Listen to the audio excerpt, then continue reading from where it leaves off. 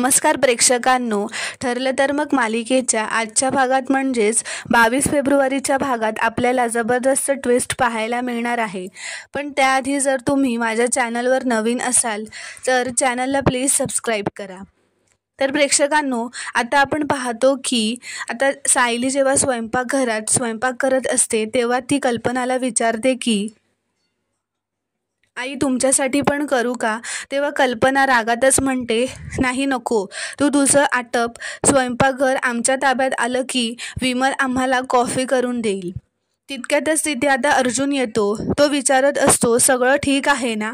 तेव्हा तो सायलीला म्हणतो, मिसेस सायली जरा वर येता का? खूप महत्त्वाचं बोलायचं आहे तुमच्याशी. ती म्हणते, हो कॉफी घेऊन येतेच.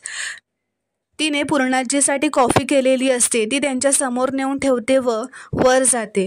पण पूर्णाजींना राग येतो. ती कॉफी तर घेत नाहीत. त्या विमलला म्हणतात, माझी कॉफी करून आण व मला खोलीतच घेऊन ये. हे सायली वर जाताना जिन्यांवर उभी राहून बघतच असते आणि ऐकत असते. तिला खूप वाईट वाटलेलं असतं. आता जेव्हा सायली अर्जुनसाठी कॉफी घेऊन वर जाते तेव्हा अर्जुन खूप वेळ विचार करत असतो. तेव्हा सायली त्याला विचारते, काय हो, जोशी वकिलांनी मधुभाऊंना आणखी काही चुकीचं नाही सांगितलं ना? त्यावर आता अर्जुन सायलीला घडलेला सगळा प्रकार सांगत असतो की कसे त्याने त्या दोन्ही वकिलांना महिपतसोबत बघितलं व ते महिपतचे माणूस आहेत हे सांगत असतो.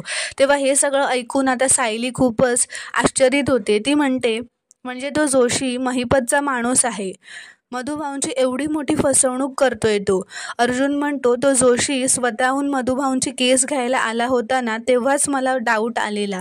तो जोशी मधुभाऊंची केस घेऊन त्यांना नाही तर साक्षीला सोडवणार आहे व मधुभाऊंना कशी फाशी होईल हे बघणार आहे. तेव्हा सायली म्हणते, त्या जोशी महिपतचा हेतू काही असू दे, पण ते दोघेही हे विसरतायत की तुम्ही मधुभाऊंसमोर त्यांची ढाल बनून उभे आहात. तेव्हा अर्जुन म्हणतो, मी तुम्हाला प्रॉमिस करतो की मधुभाऊंना काहीही होणार नाही, एक लॉयर म्हणून व एक नवरा म्हणून सुद्धा. तेव्हा सायली म्हणते, आपण मधुभाऊंना सगळं सांगून टाकूयात का जोशीबद्दल? तर अर्जुन म्हणतो, त्यांचा विश्वास बसणार नाही असं नुसतं सांगून. त्याआधी तुम्ही कुसुमताईंना सगळं फोन करून सांगा. त्या मधुभाऊंना त्यांच्या जाळ्यात येण्यापासून कसं तरी वाचवतील. तर सायली लगेच कुसुमला फोन लावते. ती तिला सगळं सांगते की जोशी वकील महिपतचा माणूस आहे. तेव्हा कुसुमताई खूपच शॉक होते. ती म्हणते, आता तुला रोज मधुभाऊंना पोलीस स्टेशनला घेऊन जावं लागेल, कारण त्यांची सही झालीच पाहिजे. कुसुम म्हणते, पण तो जोशी वकील फोन करेल ना पुन्हा, तेव्हा काय करू? तर सायली म्हणते, तू मधुभाऊंचा फोनच बंद करून टाक आणि काहीतरी खोटं कारण सांग व त्यांना घेऊन जा रोज. तेव्हा अर्जुनही म्हणतो सायलीला की मी असं काहीतरी ट्रॅप टाकेन की तो जोशी कन्फर्म अडकेल.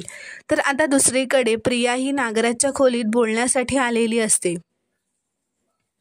ती आता नागराजशी खूपच प्रेमाने व गोड बोलू लागते.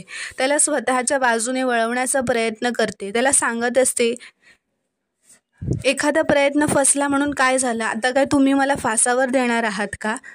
अहो, आपण एकाच टीममध्ये आहोत. आपणच एकमेकांची साथ दिली पाहिजे. तो महिपत किती डेंजरस माणूस आहे माहिती आहे ना तुम्हाला? असं ती नागराजला सांगत असते. त्यावर नागराज म्हणतो, आपली कधी टीम होती ग?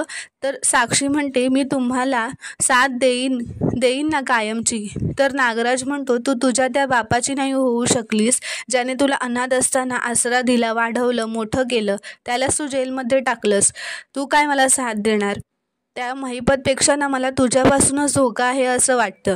तेव्हा सायली त्याला म्हणते, काका मी तुम्हाला प्रॉमिस करते की मी तुमचं सगळं ऐकेन, फक्त तुम्ही ती पोटली द्याल का परत मला? तर आत्ता नागराजच्या लक्षात येतो. तो म्हणतो, अच्छा, म्हणजे एवढा सगळा प्रयत्न मगाचपासून मस्का मारणं तुझं सुरू आहे ते त्या पोटलीसाठी का? तर तो तिला म्हणतो, ती पोटली तुला कधीच मिळणार नाही. तर ती त्याला म्हणते की जर मी असं काही केलं ज्याने तुम्हाला खूप मोठा फायदा होणार असेल तर तो विचारतो की असं काय करणार आहेस तू? त्यावर प्रिया मनातच विचार करत असते की सुभेदारांची सून होईनच आणि मग तुम्हा राक्षसापासून कायमची सुटका होईल. तर नागराज म्हणतो, काही प्लॅन वगैरे आहे का तुझ्या? काय नुसते हवेतल्या गप्पा आहेत? तेव्हा ती नागराजला म्हणते की आता मी तुम्हाला सगळा प्लॅन नाही सांगत. एकदा की तो सक्सेसफुल झाला ना की तुमचे डोळे दिपतील, तुम्ही स्वतःच माझं कौतुक कराल. त्यावर नागराज म्हणतो, त्या अर्जुनशी लग्न करण्यावेळी पण तू असंच सांगितलं होतंस, पण काय झालं? हातात नुसता नारळ मिळाला तुझ्या, फक्त नारळ. तुझ्याने ना काहीच होणार नाही आणि माझ्याकडे द्यायला तुला एवढाच वेळ होता, आता तू निघ इथून. तर ती निघून जाते.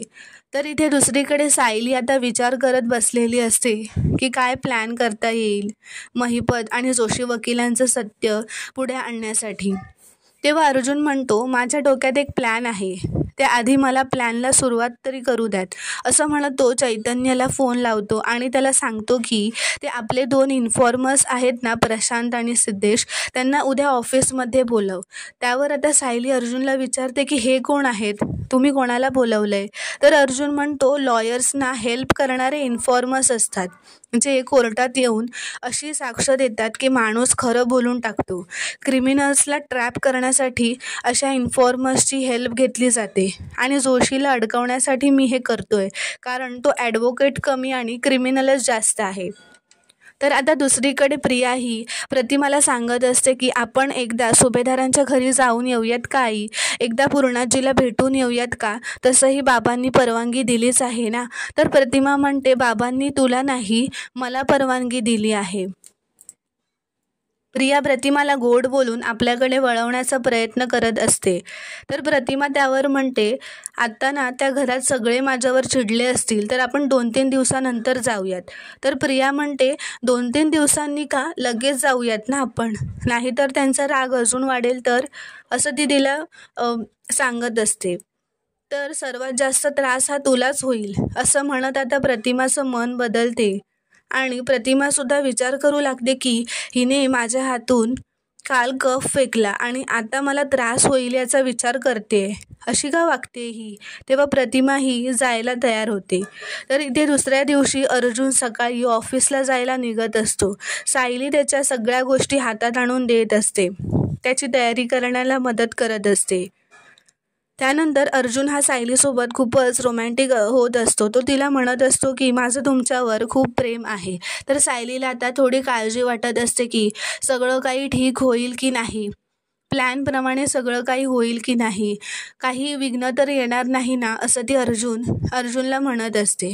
तर अर्जुन सायलीचा हात हातात घेतो व म्हणतो, तुमचा माझ्यावर विश्वास आहे ना? तर सायली म्हणते, जोपर्यंत तुम्ही आहात ना तोपर्यंत मधुभाऊंना काहीही होणार नाही, याच्यावर माझा विश्वास आहे.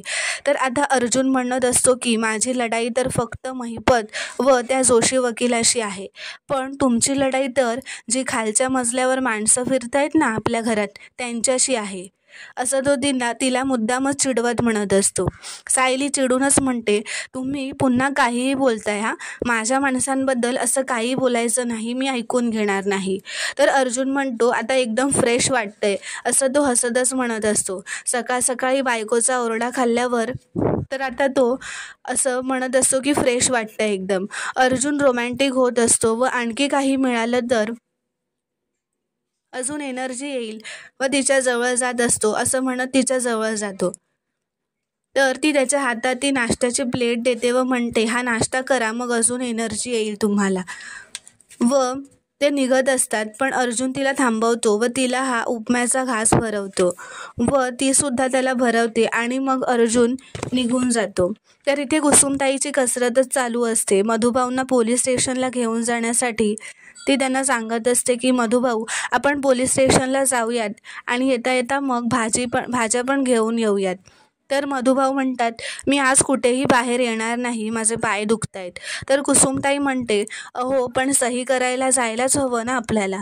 तर मधुभाऊ म्हणतात, कालच जोशी वकील म्हणाले ना रोज जायची आवश्यकता नाही म्हणून. तर कुसुमताई म्हणते, ते कालच म्हणाले ना, आता तुम्ही जाऊ शकता रोज. तर मधुभाऊ म्हणतात, थांब, मी फोन करूनच विचारतो त्यांना. तर कुसुमताई म्हणते, फोन करायची काय गरज, कालच ते किती चिडत बोलले आपल्याशी, असं ते त्यांना सांगत असते की या पोलीस स्टेशनच्या निमित्ताने तुमचे गुडघे मोकळे होतील ना, घरात बसून बसून गुडघे दुखतात, पाय आखडतात, फेरी मारल्याने पायसुद्धा मोकळे होतील आणि सही केल्याने आपलं कुठे काय नुकसान होणार आहे, असं ती म्हणत असते. तर मधुभाऊ सुद्धा तिच्यासोबत येण्यासाठी आता तयार होतात. तर इथे हा जोशी वकील मधुभाऊंना फोन करण्याचा प्रयत्न करत असतो, पण कुसुमताईने त्यांचा फोनच बंद करून ठेवल्यामुळे त्याचा फोनच लागत नाही. तेव्हा जोशी म्हणतो, हा मधुकर पाटील फोन बंद करून गेला तरी कुठे? जर आज पण हा पोलीस स्टेशनला सही करायला गेला ना तर साहेब माझा जीवच घेतील, असं म्हणत तो घाबरत असतो. तर आता कुसुमताई कसंबसं करून मधुभाऊंना सही करायला नेण्यासाठी प्रयत्न करत असते. ती म्हणत असते, तो जोशी वकील तुमचं वय जास्त आहे म्हणून तुम्हाला रोज सही करायला नका जाऊ असं म्हणाला, म्हणजे तो तुम्हाला म्हातारा समजतो का?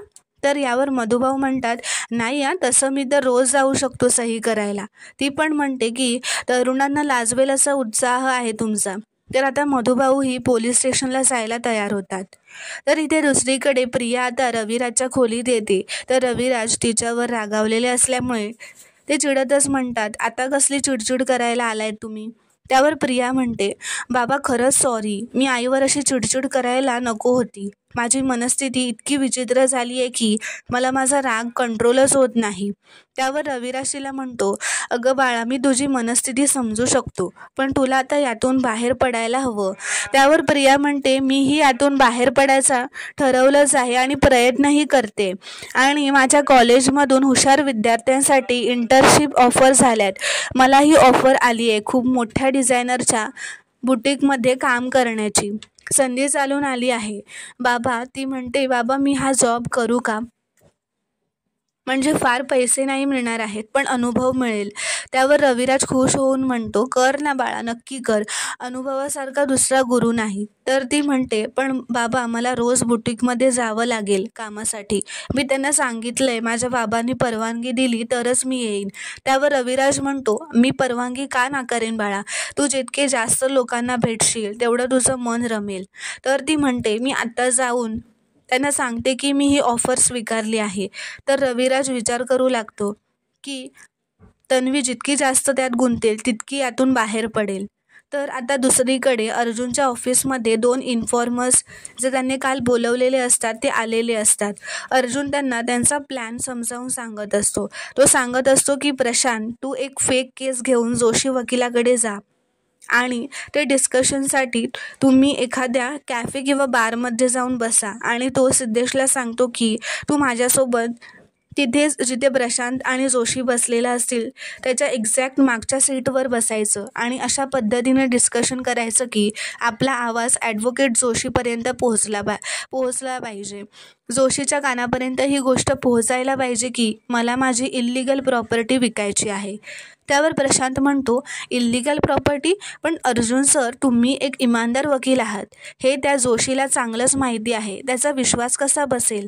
त्यावर अर्जुन म्हणतो, don't worry Prashant, I will handle. त्या इल्लिगल प्रॉपर्टीमुळे जोशीबरोबर हाती लागेल. तर चैतन्य विचारतो, तुम्हाला प्लॅन नीट कळलाय ना? त्यावर ते दोघे म्हणतात, हो, आम्ही ॲक्टिंगला कुठेच कमी पडणार नाही, असं म्हणत ते दोघेही आता निघून जातात. ते गेल्यावर चैतन्य म्हणतो, तू जोशीला ट्रॅप करण्यासाठी काय कमाल प्लॅन रचलायस अर्जुन. म्हणजे त्या जोशीला कळलं की तू तुझी इल्लिगल प्रॉपर्टी विकतोय की तो लगेच जाऊन महिपतला सांगणार व त्या दोघांची मीटिंग होणार. महिपत व जोशी हे भेटलेच पाहिजे. त्या दोघांना एकत्र बघितल्याशिवाय मधुभाऊंना विश्वास होणार नाही की जोशी महिपतचा माणूस आहे, असं अर्जुन म्हणतो. आणि मगच मधुभाऊ ही केस जोशींकडून काढून माझ्याकडे परत देतील. आणि एकदा ती केस माझ्याकडे आली की मग त्या बापलेकींना मी जेलमध्ये पाठवतो की नाही ते बघच. तर इथे दुसरीकडे अर्जुनच्या प्लॅननुसार आता प्रशांत हा फेक केस घेऊन जोशी वकिलांशी भेटायला आलेला असतो. तो म्हणत असतो, माझा भाऊ माझ्या वाटेला आलेल्या जामिनावर हक्क मागतोय. मी त्याला सांगितलं की मी तुझ्यावर केस करेन. तो म्हणतो, वकील साहेब, मला काहीही करा पण न्याय मिळवून द्या. त्यावर वकील म्हणतात, देईन की, वडिलोपार्जित जमीन आहे ना? तर तो म्हणतो, हो.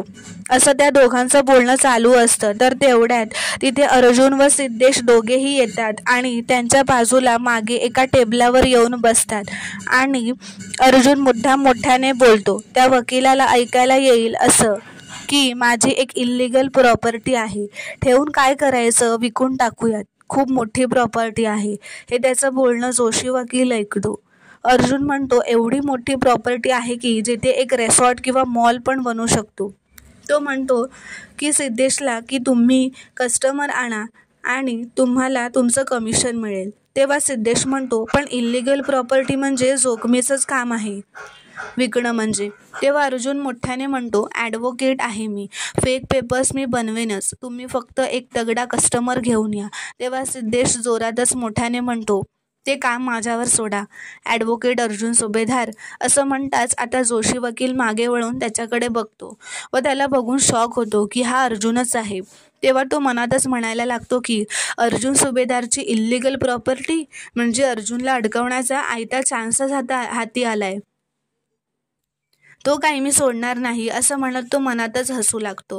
त्यानंतर तो पुन्हा प्रशांतशी बोलायला लागतो की मला तुमची केस आता कळली आहे, मी तुमच्याशी नंतर बोलतो. असं म्हणत प्रशांतही त्याला म्हणतो की ठीक आहे, मी पण निघतो. जोशी वकील म्हणतात, मला एक अर्जंट फोन करायचा आहे, मी नंतर भेटतो तुम्हाला. असं म्हणत तो निघतो तिथून. तेव्हा अर्जुन विचार करत असतो मनात की तुझ्यासाठी लावलेल्या ट्रॅपचं दार आता उघडलंय जोशी आणि तू त्यात बरोबर सापडलायस. जोशी वकील तिकडून निघताच लगेच महिपतला फोन करतो त्या बारच्या बाहेर येऊन व म्हणतो, एक धमाकेदार बातमी कळली आहे की अर्जुन सुभेदारची एक इल्लिगल प्रॉपर्टी आहे, हॉटेल किंवा मॉल बांधता येईल एवढी मोठी प्रॉपर्टी आहे, त्याच्यासाठी तो पेपर वर्क्स मॅनेज करणार आहे असं तो महिपतला सांगत असतो.